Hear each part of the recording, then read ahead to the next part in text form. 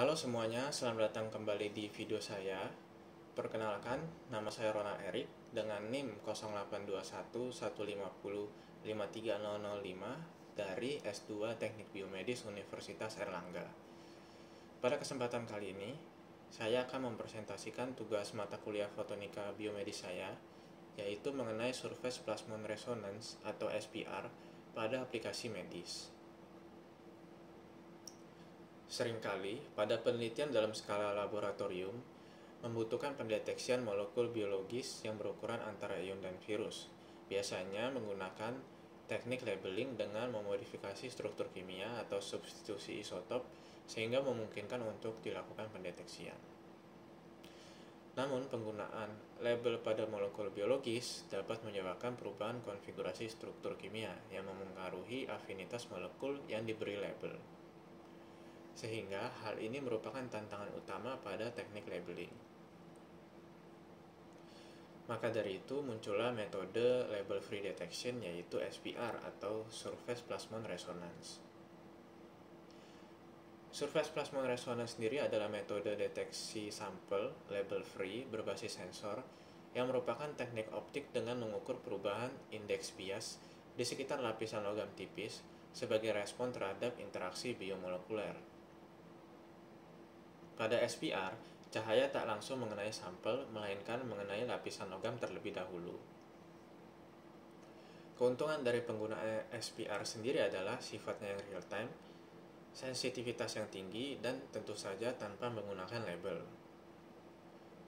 SPR merupakan teknologi yang baik untuk mengetahui parameter seperti spesifitas, afinitas, kinetis, ikatan, dan konsentrasi dari suatu molekul biologis dalam berbagai ikatan.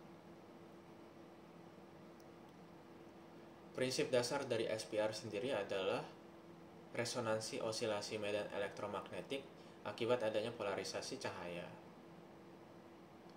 Komponen utama dari SPR sendiri ada sumber cahaya yang biasanya bersifat polikromatis, kemudian prisma, kemudian metal sensing yang biasanya menggunakan gold film, fotodetektor, dan juga larutan sampel sebagai objek.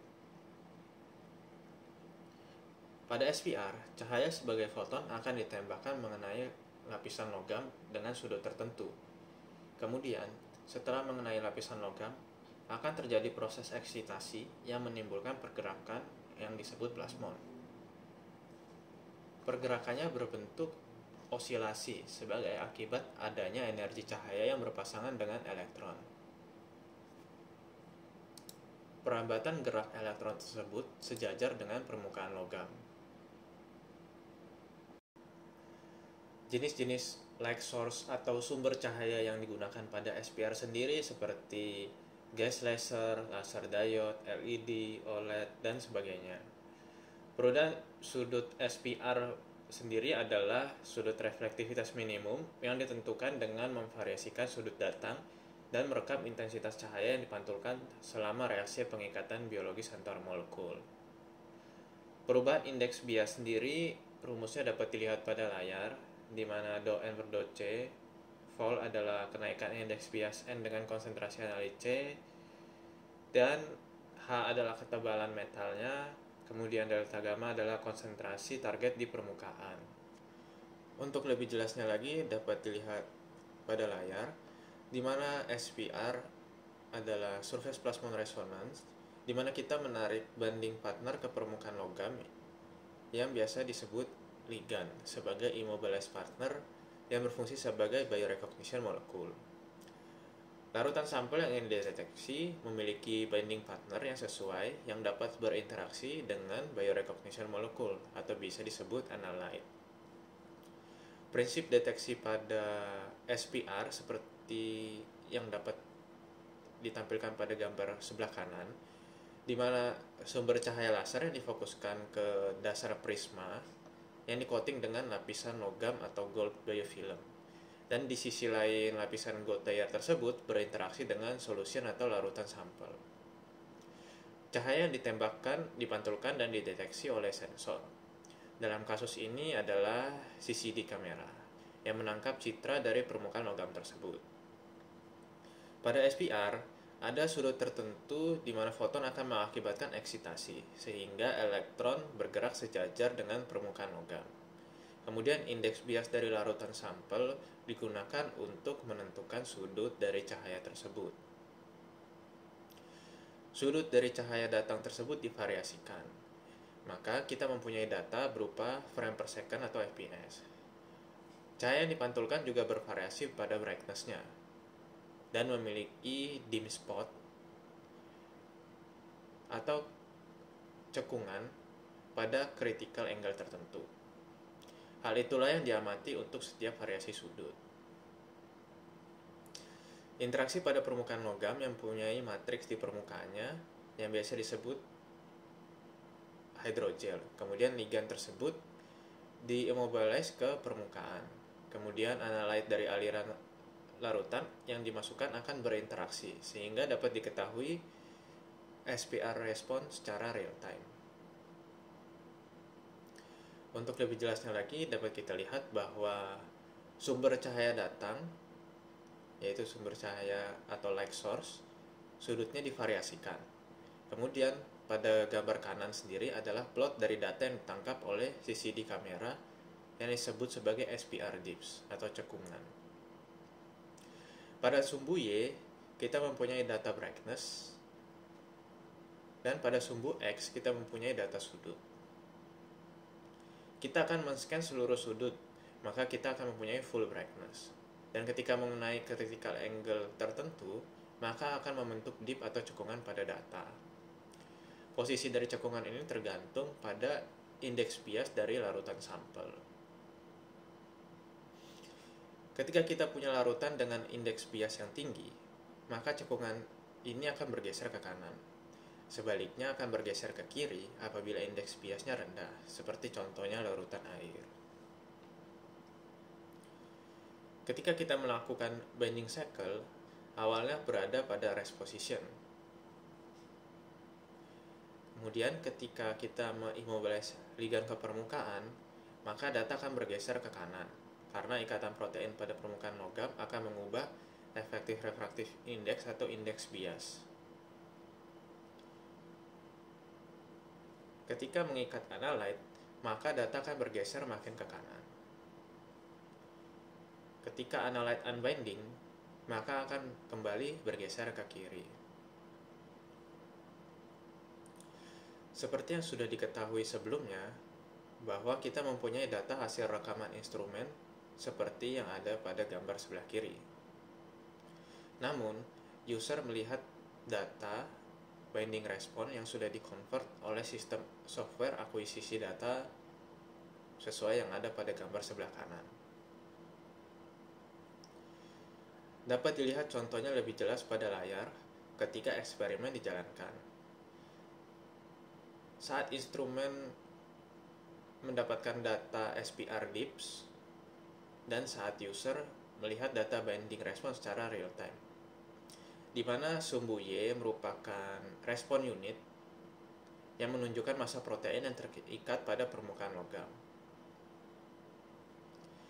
Ketika mulai proses binding atau ikatan, maka cekungan atau dip akan bergeser ke kanan dan user akan melihat kenaikan data dari binding respon. Kemudian pada titik tertentu akan sampai pada titik equilibrium, di mana jumlah protein yang terikat akan sama dengan jumlah protein yang terlepas. Setelah itu, ketika protein unbinding, maka akan terjadi penurunan, dan data ini dapat didapatkan secara real time. Konfigurasi dari SPR sendiri dapat dibedakan menjadi 3, yaitu convergent incident light, di mana cahaya akan terkonvergensi. Kemudian berikutnya adalah divergent incident light, dan yang berikutnya adalah rotating incident light.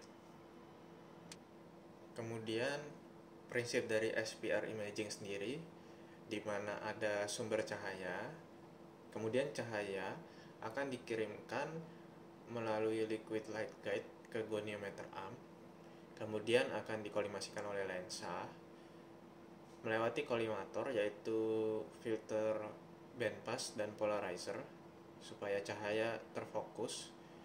Kemudian berkas cahaya akan difokuskan langsung ke coupler prisma. Cahaya yang dipantulkan dari permukaan emas akan ditangkap oleh CCD kamera. Kemudian gambar akan disimpan secara digital menggunakan frame grabber. Kemudian perkembangan terbaru dari SPR imaging yaitu high resolution SPR imaging dengan menggunakan objective lens. Singkatnya, objective lens digunakan agar cahaya yang ditembakkan yang tadinya masih menyebar keluar sampel menjadi lebih terfokuskan sehingga tepat mengenai target. Hal ini meningkatkan efektivitas dari penggunaan SPR karena cahayanya dibuat konvergen terlebih dahulu. Kemudian baru dipantulkan kembali ke dalam objective lens dan ditangkap oleh CCD kamera setelah melalui imaging lens. Aplikasi dari SPR sendiri dapat digabungkan dengan nanopartikel yang dapat ditreatment untuk cancer terapi. Caranya sendiri, nanopartikel atau biasanya gold nanopartikel disuntikan ke dalam pembuluh darah dari pasien. Kemudian, nanopartikel tersebut secara spesifik akan masuk ke dalam pembuluh darah dari sel kanker. Bagaimana caranya? Karena di sana terjadi spesifik fenomenon di mana ukuran dari pembuluh darah sel kanker berkisar antara 140 sampai 200 nanometer. Sehingga apabila ukuran nanopartikelnya lebih besar, maka tidak akan melewati pembuluh darah dari sel kanker tersebut. Tetapi apabila ukurannya sesuai, maka nanopartikel tersebut akan masuk ke dalam pembuluh darah dari sel kanker. Kemudian setelah itu, low energy cahaya akan ditembakkan ke nanopartikel tersebut. Dengan menggunakan prinsip SPR, di mana akan terjadi resonansi antar elektron pada nanopartikel yang ada di pembuluh darah sel kanker. Kemudian nanopartikel tersebut akan memanaskan sitoplasma yang ada di dalam sel kanker tersebut. Sehingga setelah itu sel kanker dapat pecah atau lisis karena pemanasan tersebut. Jadi pemanfaatan nanopartikel dengan menggunakan prinsip SPR sendiri dapat digunakan karena sifatnya yang tidak berbahaya kepada jaringan normal. Berbeda dengan cancer terapi apabila dengan menggunakan sumber cahaya X-ray seperti LINAC dan sebagainya. Kemudian berikutnya adalah pengaplikasian SPR lainnya seperti untuk deteksi mutasi, kemudian interaction analisis, kemudian pendeteksian perubahan struktur kimia, kemudian sebagai DNA marker, dan juga pendeteksian penyakit yang terkait dengan protein biomarker. Oke. Sekian saja presentasi dari saya. Terima kasih atas perhatiannya.